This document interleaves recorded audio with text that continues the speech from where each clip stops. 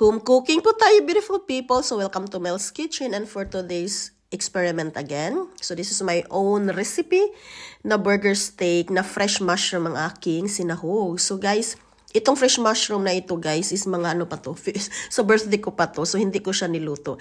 And this nag 2 weeks na. So kinakat ko siya tapos pina-frozen. And then ito na naisip ko na mag-homemade ako ng patty or beef. This is a mix na beef guys, beef, pork, yun ang meat na ito.